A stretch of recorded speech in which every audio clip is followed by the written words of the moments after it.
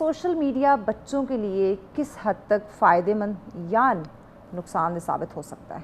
अच्छा, अगर इसको बेहतर तरीके से इस्तेमाल किया जाए तो जाहिर है इसमें बहुत फ़ायदे फ़ायदे ही फ़ायदे हैं, लेकिन हाँ। अगर आप इसका इस्तेमाल रिस्पॉन्सिबली ना करें या जिम्मेदारी के साथ ना करें तो फिर बहुत ज़्यादा नुकसानदेह भी हो सकता है। छूट दे दी जाए तो यकीनन नुकसान हो सकता है। नुकसानदेह हो सकता है और हाँ। वो जाहिर है हर वालिदैन का ये कंसर्न होता है कि उनके बच्चे जो हैं वो क्या कर रहे हैं सोशल मीडिया पे, क्या एक्टिविटी। अच्छा, 3-4 चीज़ें इसमें मैविश देखने वाली।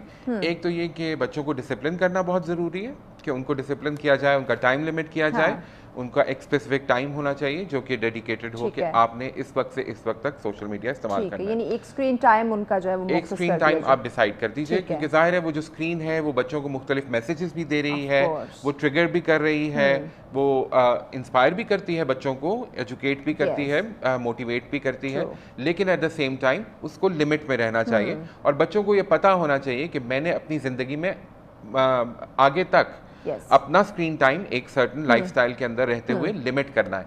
अच्छा, फिर दूसरी चीज़ जो है वो ये है कि मॉनिटर भी करें। तो एक हमने बात की डिसिप्लिन की, फिर दूसरी चीज़ मॉनिटरिंग की कि पेरेंट्स को मॉनिटर करना है। अच्छा, उसके लिए ये ज़रूरी है कि पेरेंट्स खुद भी थोड़े से अवेयर हों। उनको ये टेक्नोलॉजी, हम क्योंकि ज़ाहिर है एक पुरानी जनरेशन के, आजकल के बच्चे हमसे बहुत आगे हैं इस मामले में, तो हमें थोड़ा सा अपने आप को भी अपडेट करने की ज़रूरत है। हमें ये देखना है, समझना है कि कौन कौन से प्लेटफॉर्म्स हैं जिन पे बच्चे जा रहे हैं, टाइम स्पेंड कर रहे हैं, किस तरह जो है वो कौन सी वेबसाइट्स को ब्राउज कर रहे हैं, हम उनकी हिस्ट्री किस तरह देख सकते हैं, किस तरह एक चेक इन बैलेंस रख सकते हैं कि बच्चा क्या एक्टिविटी कर रहा है।